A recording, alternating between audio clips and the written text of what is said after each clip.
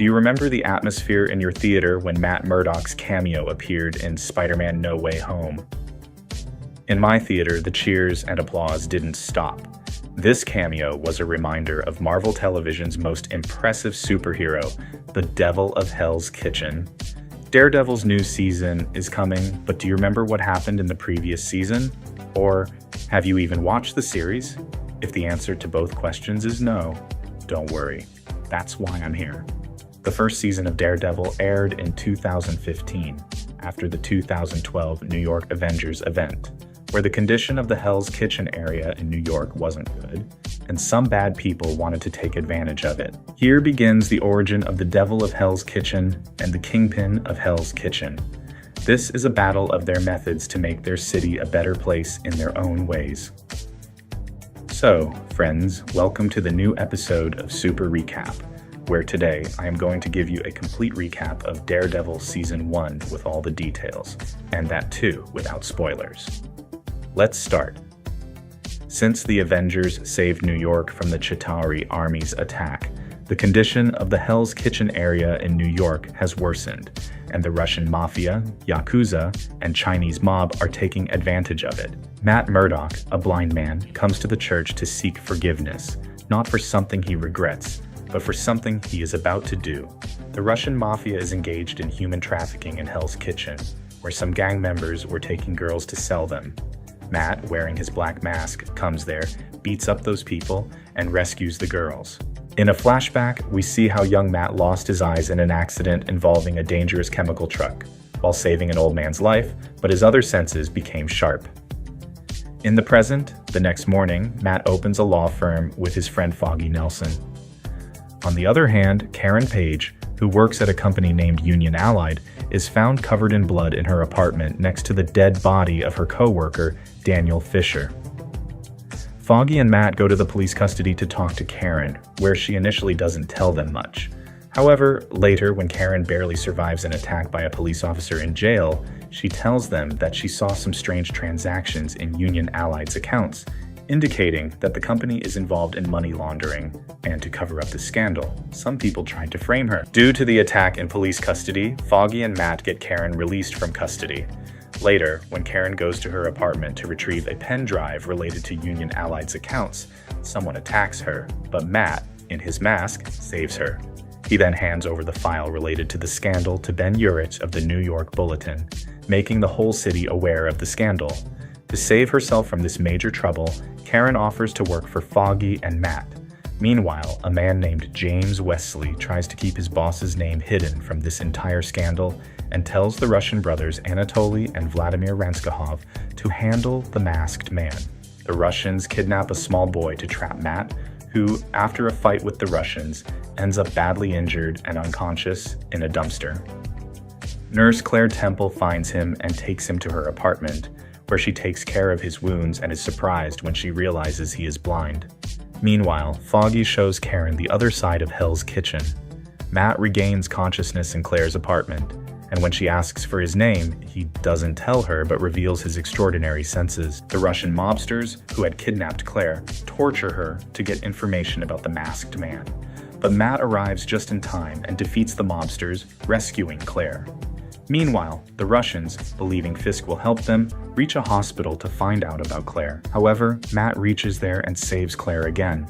This leads to a confrontation where Matt warns the Russians, leading to a huge fight. In the end, he rescues the kidnapped boy. Flashback shows how the Irish mob approaches Matt's father, Jack Murdock, to throw a match. Wanting his son to see him as a winner for once, Jack wins the fight, leaving the prize money in Matt's name. Later, the mob kills Jack under their home. Meanwhile, John Healy, an assassin, kills Prohashka, a taxi company owner, in a bowling alley and gets arrested. The next day, James Wesley visits Nelson and Murdock, knowing the law firm exposed their associate's money laundering scandal. He offers them a huge amount to defend Healy. Foggy refuses, sensing criminal elements, but Matt agrees, wanting to find out Wesley's boss. Karen Page is offered money by Union Allied to stay silent about the scandal, but she goes to New York Bulletin's Ben Urich, revealing more secrets about Union Allied. On the other side, Matt and Foggy successfully defend Healy. However, outside, Matt appears in his mask and beats up Healy, asking him to reveal his boss's name. Healy utters the name Wilson Fisk, who had ordered Healy to kill Prohaska so that Fisk could take over Prohaska's taxi company along with all his assets. Realizing he made a grave mistake by taking Fisk's name, Healy, overcome with fear, takes his own life right in front of Matt. Meanwhile, we see Wilson Fisk in an art gallery gazing at a painting where he meets Vanessa. Prohaska's taxi company is handed over to the Russian mafia to manage. However, Matt, in his mask, attacks them, asking about Fisk. The Russians inform Wesley about this attack, and Wesley assures them that Fisk will help them run the operation. The Russians, feeling insulted, go to the hospital to find the man Matt had tortured on Claire's rooftop. From him, they learn about Claire, whom they abduct and take to their hideout. Just in time, Claire manages to call Matt. The Russians begin torturing Claire to get information about the masked man, but suddenly, the lights go out and the masked man himself shows up. After beating them all up, he rescues Claire and takes her away from there. After the entire conflict, the Russians agree to take Fisk's help. Ranskahov, brother Anatoly himself, goes to meet Fisk, but Fisk is at dinner with Vanessa Mariana, the art gallery curator he recently met. Anatoly interrupts their dinner, and Vanessa feels uncomfortable about the whole incident. Embarrassed and enraged, Wilson Fisk meets Anatoly in anger and brutally beats him to death. Afterward, he orders Anatoly's body to be delivered to his brother, Vladimir. On the other hand, Karen, following Ben Urich's suggestion, takes the money from Union Allied and agrees to work with Ben to expose information about Union Allied to the public in the future. Anatoly's body is sent to the Russians, where they are made to believe that the masked man was responsible for Anatoly's death.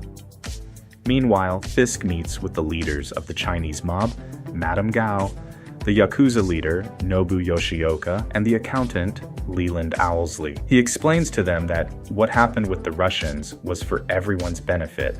Afterward, he requests a special favor from Madame Gao. Matt launches an attack on the Russians, where one of them says, "Don't take our head off like Anatoly." At that moment, the police arrive, leaving Matt surprised. The next day, a woman named Elena Cardenas comes to the Nelson and Murdock office, saying that her landlord, Armand Tully, is trying to evict her and the other residents of her building from their apartments. The landlord is harassing them to vacate the apartments. Foggy goes to talk to Tully's lawyer, Marcy Stahl, who works for Landman, and Zach, where both Matt and Foggy had interned. Additionally, Marcy is Foggy's ex-girlfriend. Marcy tells Foggy that Mrs. Cardenas should vacate the building and take the settlement price, to which Foggy responds that they can't let that happen. Meanwhile, Matt goes to the police station, where he overhears that the Russian who told him not to take his head off is in police custody and mentions a name, Wilson Fisk. As soon as the police hear the name, they kill the Russian, and Matt learns about this. Later, Matt steals a phone from one of the police officers involved and finds out where Vladimir is. Fisk pays Turk Barrett to inform Vladimir that Fisk was the one who killed Anatoly and that the masked man is also working for Fisk. Enraged by this, Vladimir declares the war against Fisk. In response, Fisk uses Madame Gao's suicide bomber to carry out a bomb blast at Vladimir's location. The blast kills almost everyone except Vladimir, who survives. At that moment, Matt, in his mask, arrives in front of Vladimir. However, before Matt can understand the situation, both he and Vladimir find themselves surrounded by the police. Fisk invites Vanessa for another dinner date, where he shows her how he wants to save Hell's Kitchen. Meanwhile, more bomb blasts occur in Hell's Kitchen, including one near Mrs. Cardenas' home, injuring Foggy and Karen. Matt finds himself surrounded by the police but realizes they are there on Fisk's orders to kill Vladimir. He quickly takes them all down and escapes with Vladimir to an old warehouse. On the other side, Mrs. Cardenas and Foggy are injured and hospitalized with Karen by their side.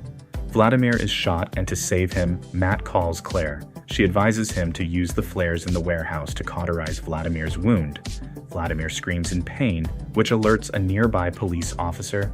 The officer quickly calls for backup, but Matt knocks him unconscious. Now Matt and Vladimir are surrounded by police. Fisk's paid officers take control of the situation. Using a police radio, Fisk speaks to Matt. He praises Matt's skills but warns him that he won't succeed in going further. Fisk then orders a sniper to shoot at the nearby police officers, making it look like the masked man is behind the attack and the bombings in Hell's Kitchen. Even Fisk's bribed officers are injured in the chaos. Vladimir then tells Matt that the police are in Fisk's pocket and reveals how the Chinese mob is selling heroin in Hell's Kitchen. He advises Matt that if he wants to expose Fisk's illegal activities, he needs to go after Fisk's accountant, Leland Owlsley. Vladimir then urges Matt to leave, saying he will stay behind to hold off the police. After the bombings in Hell's Kitchen, the city gives the black masked man a new name, the Devil of Hell's Kitchen. On the other hand, one of Wilson Fisk's associates, Yakuza boss Nobu Yoshioka, has a shipment of something important coming to the docks. He discusses this with Leland Owlsley. After Nobu leaves, Matt, in his mask, confronts Owlsley. However, before he can extract any information, he is distracted by the arrival of an old man, Stick, Matt's blind mentor. Stick had trained Matt in his childhood to use his heightened senses, but when young Matt began seeing Stick as a father figure, Stick left him. Now, Stick has returned to seek Matt's help. Nobu is bringing a weapon to New York called Black Sky. Stick asks for Matt's assistance to stop it, and Matt agrees, but on one condition. Stick must follow his personal rule and not kill anyone. Meanwhile, Ben Urich teams up with Karen Page to expose Union Allied and those behind it. However, they realize they will need solid evidence for this. Matt and Stick head to the docks to stop the Yakuza. While Matt fights Nobu's men, Stick breaks his promise and kills Black Sky, which turns out to be a child.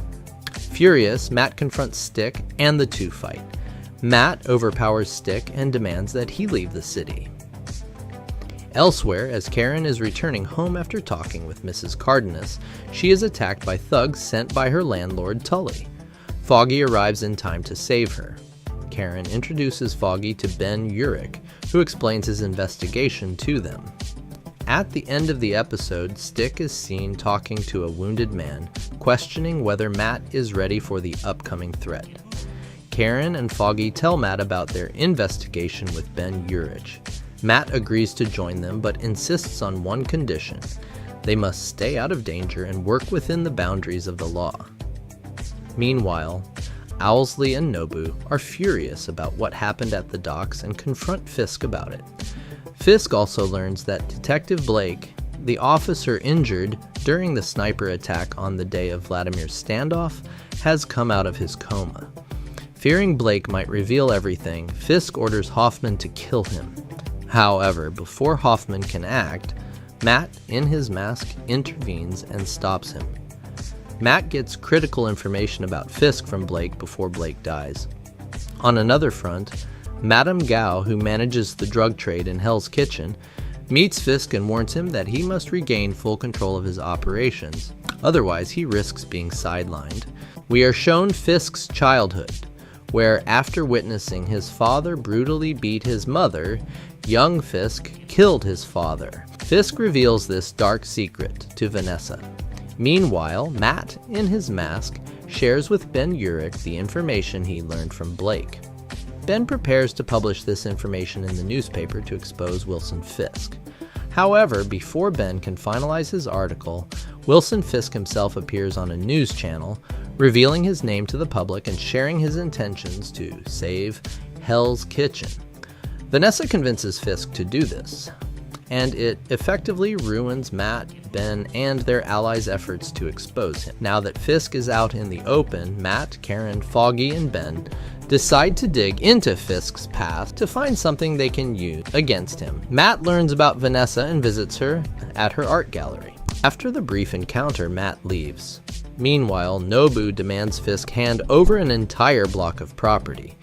Fisk agrees to give it to him, on the condition that Nobu kills the masked vigilante, the Devil of Hell's Kitchen. The block Nobu wants includes the building where Mrs. Cardenas and other tenants are fighting to retain their rent-controlled homes. That same evening, Mrs. Cardenas is killed by a junkie. Matt immediately suspects Fisk's involvement. Tracking him down, Matt reaches a warehouse where he encounters a ninja, Nobu himself. An intense battle ensues and Matt manages to defeat Nobu, but Nobu suddenly bursts into flames. However, Nobu survives the flames. In his injured state, Matt comes face to face with Fisk, leading to a brutal confrontation. Fisk severely injures Matt, leaving him near death. Matt barely escapes and makes it back to his apartment, where Foggy finds him in terrible condition. Claire had already treated Matt's wounds and left. Foggy feels betrayed, realizing Matt has been hiding his identity as the masked vigilante. He questions Matt, asking if he is truly blind. Matt explains that working together at their previous law firm made him realize he had to take the law into his own hands. He shares how he once saved a young girl from her abusive father when the law failed her and has been fighting ever since to make his city better. Foggy, however, cannot accept the deception and decides to leave the firm.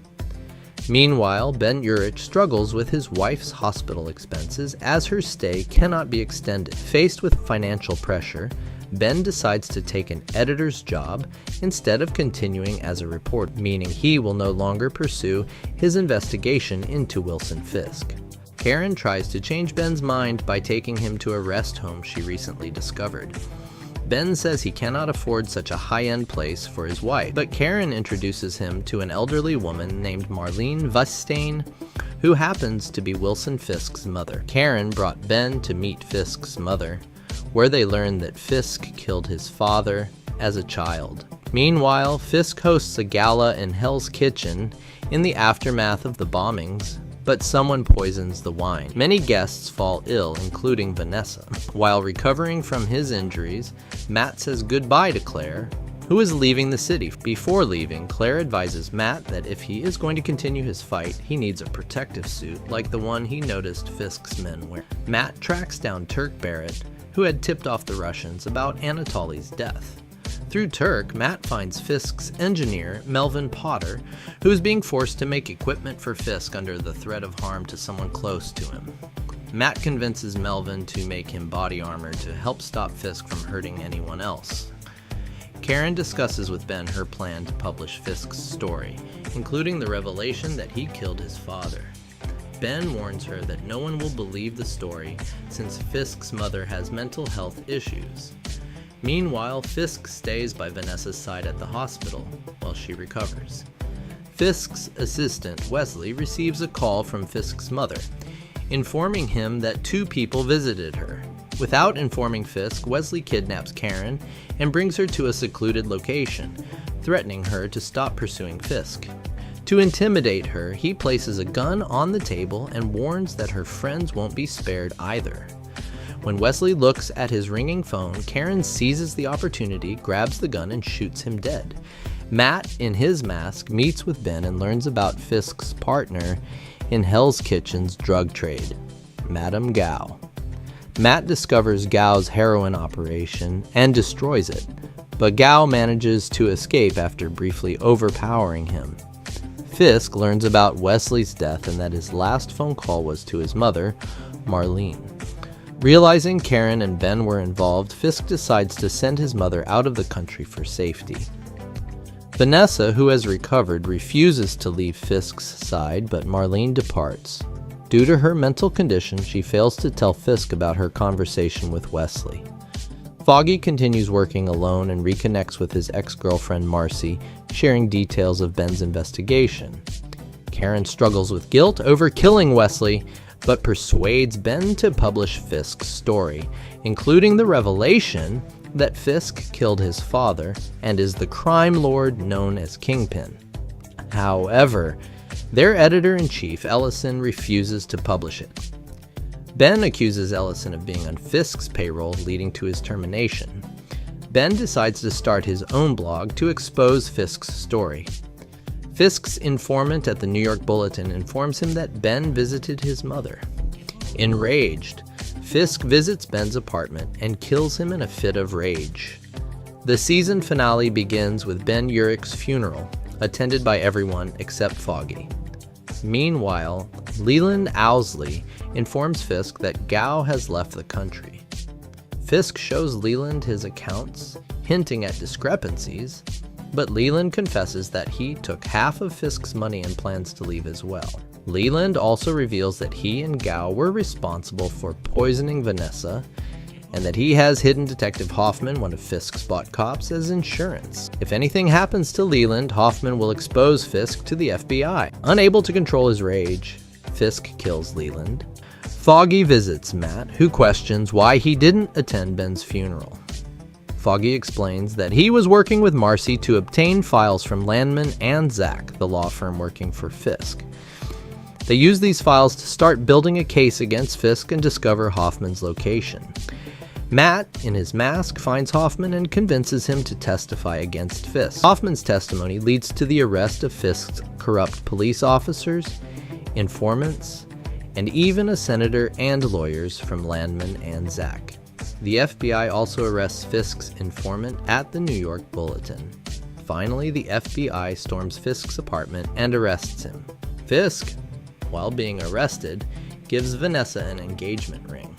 However, as he is being transported to prison, he manages to free himself with the help of a corrupt FBI officer and hired agents. But just as he escapes, Matt, now wearing his new body armor, arrives. A brutal fight ensues between Fisk and Hell's Kitchen's Devil. After an intense battle, Matt defeats Fisk and hands him over to the police. With Fisk arrested, Vanessa is forced to leave the city alone. The next day, a newspaper features a photo of the masked man with the headline, Daredevil, a name given to him by the people of Hell's Kitchen. Matt, Foggy, and Karen celebrate their victory and continue their mission to do good. So this was the recap of Daredevil Season 1, saving you several hours with all the key details. Creating this recap series takes a bit of time and effort, but the end result is that you can now enjoy this season at your leisure. I'll try to bring the next recap soon, but in the meantime, tell me, what was your favorite moment from the season? Did you notice any similarities between Fisk's and Matt's origins? The comment section is yours. Feel free to share your thoughts. And if you like the video, don't forget to hit the like button. Otherwise, Fisk might come and ask you himself why you didn't like the video.